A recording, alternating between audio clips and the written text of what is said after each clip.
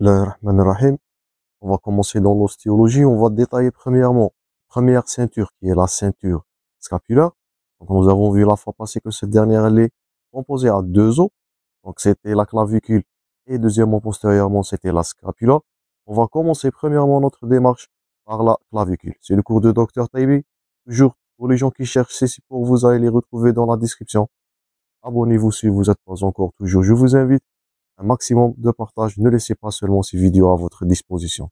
Ce que on va faire aujourd'hui, c'est l'anatomie descriptive de cet os.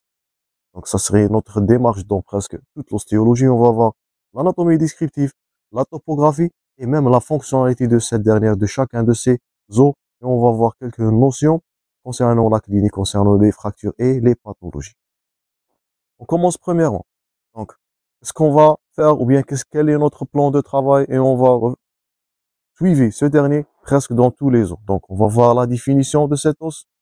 Deuxièmement, la situation. Troisièmement, savoir la mise en place. Donc, ça, c'est les compétences que vous devez acquérir après cette vidéo.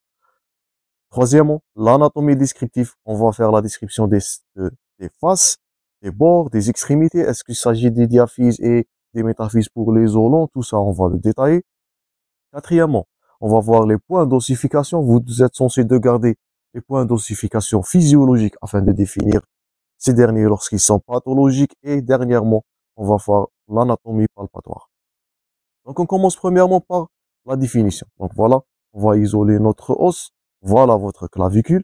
Donc, comme définition, c'est un os qui est allongé, premièrement.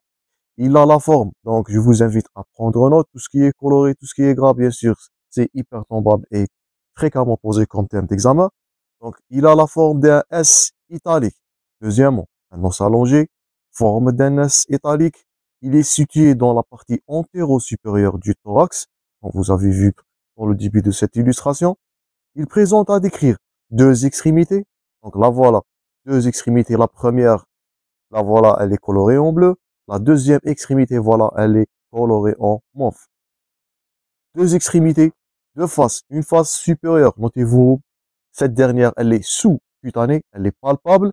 Et deuxièmement, la face inférieure, donc elle donne l'insertion de multiples ligaments, multiples structures. Tout ça, on va voir dans le chapitre de myologie. Et elle a deux bords. Un bord antérieur, voilà votre bord antérieur.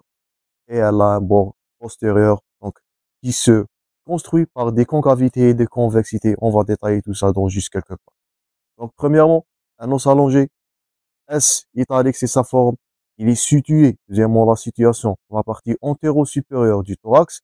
Il forme la partie antérieure de la ceinture scapulaire, comme nous avons vu dans le cours précédent.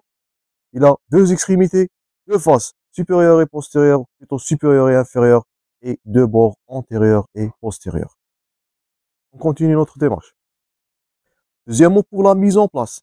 Donc, si on vous donne cette dernière, cet os, comment allez-vous le placer sur le plan tridimensionnel concernant la position zéro anatomique? C'est la deuxième compétence. Donc, voilà un os. Donc, on va dire, est-ce qu'il s'agit d'une clavicule droite ou une clavicule gauche? Où vous allez vous l'emplacer? Donc, voilà, aléatoirement, ça c'est la position. Donc, qu'est-ce qu'on doit faire? On va mettre, premièrement, donc ça c'est à retenir, on va mettre l'extrémité aplatie horizontale. Elle est orientée en dehors. Donc, on cherche là. Donc, ça, c'est une extrémité qui est arrondie.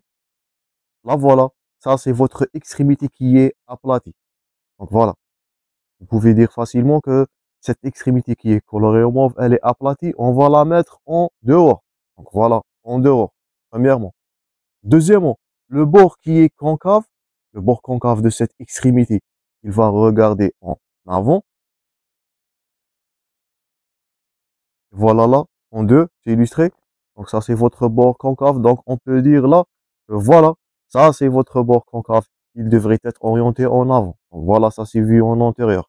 Et troisièmement, la face qui est la plus irrégulière, c'est la face inférieure. Donc elle est irrégulière. Pourquoi? Elle donne insertion de multiples ligaments, de multiples structures. Tout ça, on va détailler dans les deux chapitres concernant l'arthrologie et de la myologie. Donc voilà, ça c'est votre sillon. Vous pouvez noter dès maintenant, ça c'est votre sillon du muscle subclavier. Donc là voilà, ça c'est l'insertion du ligament costo-claviculaire. Vous pouvez noter ça dès maintenant. Voilà, Cette dernière-là, c'est l'insertion du ligament conoïde. Et voilà, là, ça, c'est votre insertion du ligament trapézoïde. Donc, on répète notre mise en place. Donc, voilà, on peut dire donc, si vous avez suivi là, cette illustration, vous pouvez dire qu'il s'agit là d'une clavicule qui est droite. Donc, on répète, l'extrémité la plus aplatie, la voilà, elle est en dehors, le bord concave de cette dernière. Le voilà, ça c'est votre bord concave. Il devrait être mis en avant. Et dernièrement, c'est la face la plus irrégulière, bien sûr. On répète, elle donnera l'insertion de multiples structures ligamentaires et musculaires. Elle regarde en bas. Et bien sûr, la face supérieure, elle est lisse et elle est sous-cutanée. C'est pour cela qu'elle est le lieu de multiples pathologies fracturaires. Donc, je pense que c'est clair pour la mise en place pour la deuxième compétence. On avance. Donc, la voilà. Donc, on répète. Ça, c'est l'extrémité la plus aplatie. Elle est en extérieur. Ça, c'est en vue antérieure et en vue postérieure. Voilà, ça, c'est l'extrémité arrondie. Elle va regarder médialement.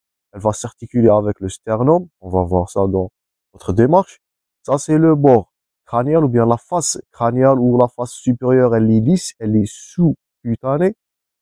Et dernièrement, ça, c'est la face la plus irrégulière. Elle est irrégulière. Pourquoi? On répète pour la dernière fois. Elle donnera l'insertion de multiples muscles. Vous êtes censé de garder la voilà. Ça, c'est le sillon du muscle subclavier. Bien, premièrement, le muscle subclavier, les ligaments qui sont costoclaviculaires, conoïdes en extérieur et trapézoïdes de même façon en extérieur. Ça, c'est l'anatomie descriptive et l'orientation et la mise en place de la clavicule. On continue. Ça, c'est le squelette, ça, c'est l'orientation, tout ça, on avait vu. Donc là, voilà, ça, c'est la situation. Donc la clavicule, elle suivra ce plan-là. Donc on répète, situé dans la partie antéro-supérieure du thorax, ou bien de la ceinture scapulaire. Orientée, elle suivra un plan qui est incliné. Donc voilà votre orientation, voilà votre situation de la clavicule. Prochaine compétence, donc c'est l'anatomie descriptive. Donc maintenant vous savez la définition de cet os, vous savez sa mise en place, vous savez ses bords, vous savez ses extrémités et l'anatomie en général. Maintenant vous allez détailler l'anatomie descriptive. Qu'est-ce qu'on va faire? On va détailler chacun de ces compartiments, de ces composants l'un par l'autre. On commence premièrement par l'extrémité médiale. La voilà à gauche dans l'illustration, c'est l'extrémité bleue. Donc, celle-là, c'est l'extrémité dite médiale. Elle est arrondie. Elle est plus volumineuse par rapport à l'extrémité latérale. La voilà en mauve. Et une autre différence. Donc, si on prend l'extrémité latérale, notez-vous bien, elle est aplatie. Je répète, transversalement, de haut en bas. Par contre, donc la voilà, elle est aplatie de haut en bas. Elle est aplatie transversalement, le terme. L'extrémité médiale, l'extrémité interne, c'est l'inverse. Donc, elle est plus grande, elle est aplatie, notez-vous bien ce terme-là, sagittalement. Donc, voilà. Cette dernière, elle est aplatie sur le plan vertical, puis sur le plan coronal. Cette dernière extrémité latérale, elle est aplatie suivant le plan qui est horizontal. Donc, l'extrémité médiale, donc plus grande, presque arrondie, bien plus grosse, plus arrondie par rapport à l'extrémité latérale, aplatie sagittalement, pas horizontalement. Faites attention de commettre cette erreur. Elle est articulaire comme nous avons vu dans le cours précédent avec le sternum, mais pas seulement le sternum. Donc si on revient, donc là voilà. Donc ça c'est votre clavicule. Elle est articulaire avec le sternum, là voilà, médialement, mais aussi avec, n'oublie pas, par le premier cartilage intercostal, ou il y a le premier cartilage costal aussi. Donc on répète, l'extrémité médiane, ou bien l'extrémité sternale, là sa nomenclature par rapport au sternum, aplatie, sagittalement, plus grosse par rapport à l'extrémité latérale, articulaire, pas seulement avec le sternum, n'oublie pas de citer votre premier cartilage costal. On va voir ça dans le chapitre concernant l'arthrologie, les articulations. Donc ça c'est premièrement pour l'extrémité médiane. On continue notre démarche. Donc voilà, ça c'est votre clavicule, là voilà, ça c'est votre sternum, l'articulation claviculaire. Et voilà aussi une autre articulation. Donc là, voilà, ça c'est le premier cartilage costal. Il s'agit d'une articulation entre cette dernière, cette extrémité médiale. Elle est articulaire, on répète pas seulement avec le sternum, aussi avec ça. Voilà, la structure là, grisâtre, c'est le premier cartilage costal. N'oublie pas ça si on vous pose la question. Deuxièmement, on va passer au corps. Donc voilà la structure envers. Donc il présente bien sûr deux faces et deux bords. Une face qui est crâniale ou bien supérieure, c'est la même chose. On répète, cette dernière, elle est lisse, elle est sous-cutanée, elle est le siège de fractures multiples, et de fractures pathologiques. Par contre, la face inférieure ou bien la face caudale, elle donnera insertion de multiples structures. Vous devez différencier entre les deux faces. Et bien sûr, deux bords, comme nous avons dit, un bord antérieur et un bord postérieur. Premièrement, la face que vous êtes en train de regarder là, c'est la face supérieure. Donc la face supérieure, prenez note, elle est lisse. Par contre, la face inférieure, la voilà, si on met votre clavicule en rotation, ça c'est votre face inférieure. Donc, elle présentera en dedans. Ça c'est à retenir, comme je vous ai dit, l'empreinte du ligament costoclaviculaire, elle est appelée la tubérosité costale. Dans sa partie moyenne, la structure la plus importante, c'est le sillon du muscle subclavier ou bien sous-clavier, c'est la même nomenclature. Il est situé en milieu, presque là. Ça, c'est le sillon du muscle subclavier. À l'intérieur de cette dernière, vous avez, ou bien vous allez retrouver, on répète, l'empreinte du ligament costoclaviculaire et en extrémité latérale, ou bien en dehors, vous avez deux tubercules, tubercule conoïde et aussi le tubercule ou bien la lignée d'insertion du trapézoïde ou bien du ligament trapézoïde. Donc voilà, pour mieux illustrer, ou bien c'est mieux illustré dans votre support. Cette dernière, au milieu, c'est le sillon du muscle subclavier ou bien sous-clavier, c'est la même chose. J'espère que vous êtes en train de prendre note. Surtout cette anatomie descriptive, vous devez la retenir. En médialement, ou bien à l'intérieur, vous avez la tubérosité costale. Voilà votre tubérosité costale. Donc, elle donnera insertion ou bien elle est là une relation dans l'articulation sterno-costale avec le premier cartilage costal. Deuxièmement, pour la partie latérale ou bien en dehors, vous avez deux tubérosités ou bien une tubérosité et un tubercule. Donc une tubérosité conoïde, elle donnera insertion, notez-vous bien dès maintenant, du ligament conoïde.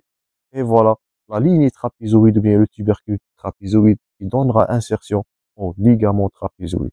Donc c'est la partie caudale ou bien c'est la face inférieure qui donnera insertion de toutes ces structures. Donc si on vous pose la question de dedans en dehors, voilà, de dedans en dehors. Est-ce que vous allez citer les structures? Premièrement, la tubérosité costale, elle est la plus médiane, la plus interne. Au milieu, vous avez le fameux sillon du muscle subclavier ou bien sous-clavier. N'oubliez pas cette structure. Et c'est en dehors, faites attention au jeu de mots, et c'est en dehors où vous allez trouver les deux tubercules conoïdes et votre tubercule trapézoïde. Donc, ça c'est médial, ça c'est en dedans, ça c'est en dehors, et votre repère c'est le sillon du ligament subclavier premièrement. Je pense que c'est clair. On avance. Donc là voilà, ça, c'est votre tubercule conoïde. On est en train de répéter. Ça, c'est la tubérosité costale. Le sillon à l'intérieur, le sillon du muscle subclavier. Et n'oublie pas la ligne trapézoïde. Ça, c'est l'extrémité latérale. On répète, elle est aplatie transversalement. Par contre, l'extrémité médiale, on répète, elle est aplatie verticalement ou bien sagittalement. N'oublie pas ces deux termes. Latéral, c'est transversal, aplatissement transversal. Médialement, elle est aplatie sagittalement ou verticalement, c'est la même chose. Donc, c'était les deux faces. Maintenant, pour les bords. Bien sûr, vous avez deux bords, un bord antérieur et un bord postérieur. Donc, ils décrivent, donc c'est facile à retenir, donc une altération de concavité et de convexité. Donc, comment ça? Donc, pour le bord antérieur, c'est facile à noter. Ces deux tiers médials, ils sont convexes. Par contre, son tiers latéral, il est concave. Et le bord postérieur, donc c'est inversé, c'est facile à retenir. Il est concave. Par contre, là, c'était convexe dans les deux tiers médiales. Le bord postérieur, il est concave dans ses deux tiers médiales et il est convexe dans ses deux tiers latérales.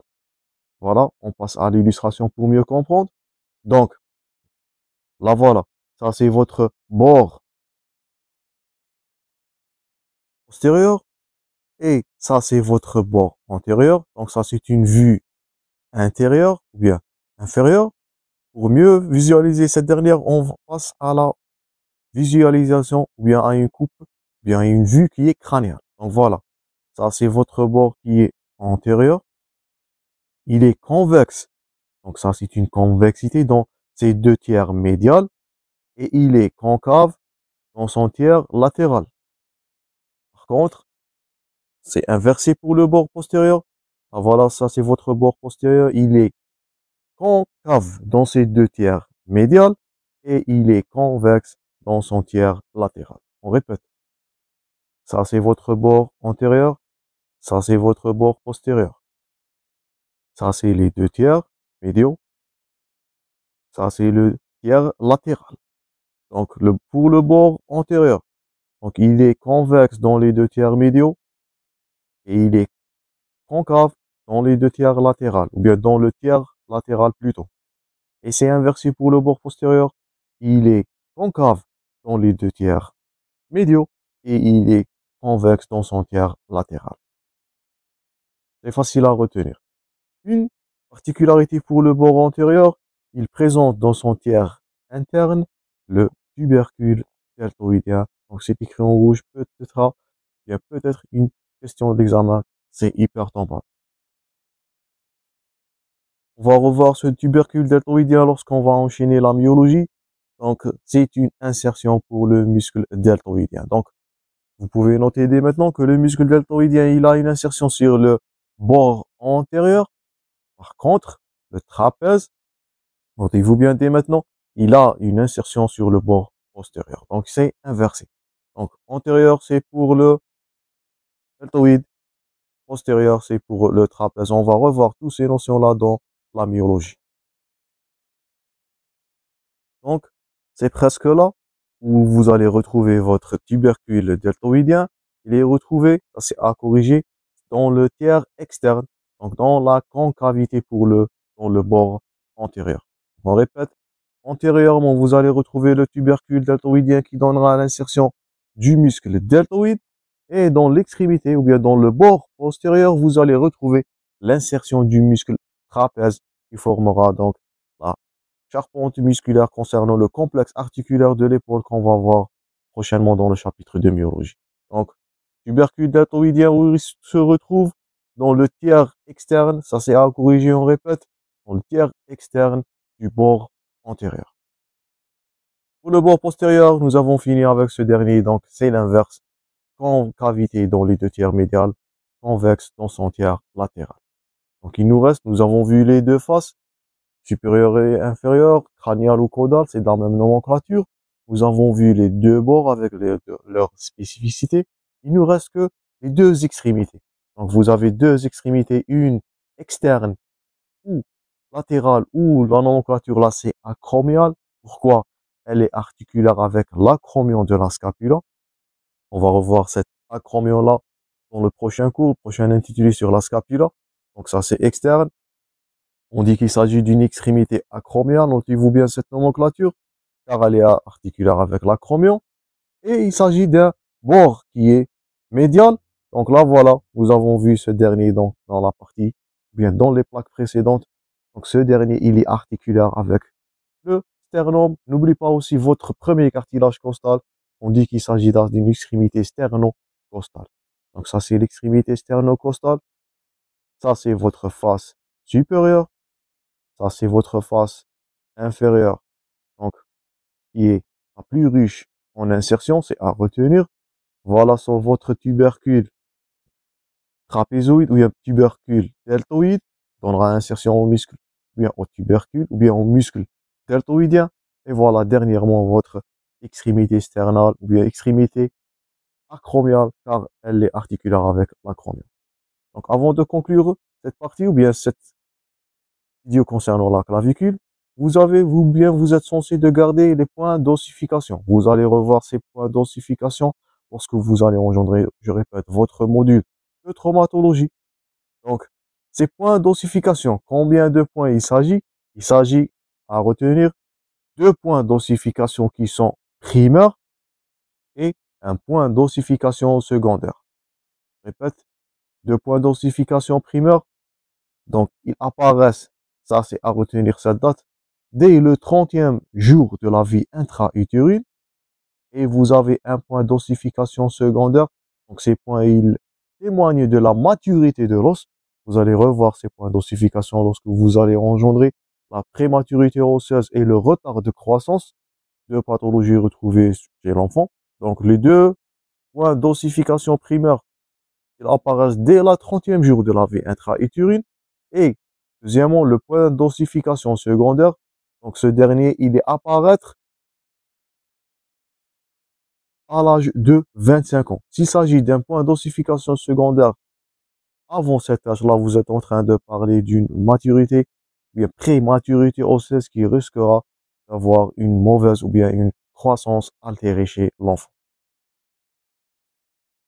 Donc, les 2 points d'ossification primaires sont les premiers à apparaître dès le 30e jour de la vie intra-utérine.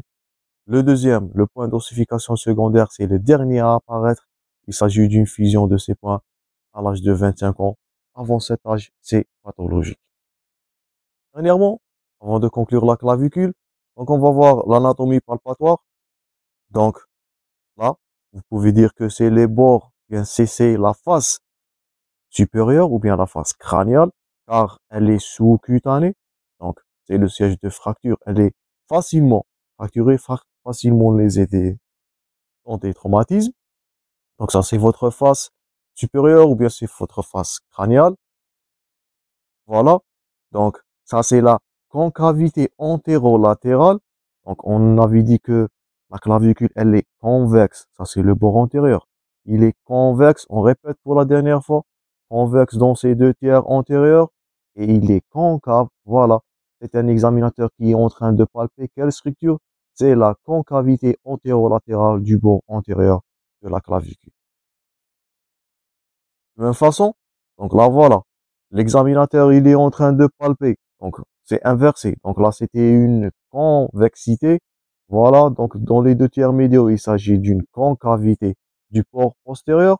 Et voilà, l'examinateur il est en train de palper quelle structure? C'est la convexité postérolatérale concernant le bord postérieur de la clavicule. Je pense que c'est clair. De même façon, donc là voilà, l'examinateur il est en train de palper la convexité antéromédiale, c'est les 2 tiers médiaux de la clavicule. Et de même façon, voilà un examinateur qui est en train de palper la concavité postéromédiale, les 2 tiers médiaux concernant le bord postérieur de la clavicule, bien sûr, avec l'épaule en surélévation pour faciliter cette palpation. Donc, ce qui est palpable, c'est presque tout. Donc, voilà votre face supérieure, facilement palpable car elle est sous-cutanée. Le bord, concernant les 2 bords, vous pouvez palper la concavité antérolatérale et la convexité antérolatérale. Vous pouvez palper aussi la convexité antéromédiale et vous pouvez passer, bien palper en épaule en surélévation la concavité postéromédiale de cette clavicule. Donc, on avait palpé la face supérieure, la face inférieure, on peut pas la palper. On avait palpé les bords, il nous reste les 2 extrémités. Et voilà. Donc ça, c'est l'extrémité ou bien l'épiphyse sternale.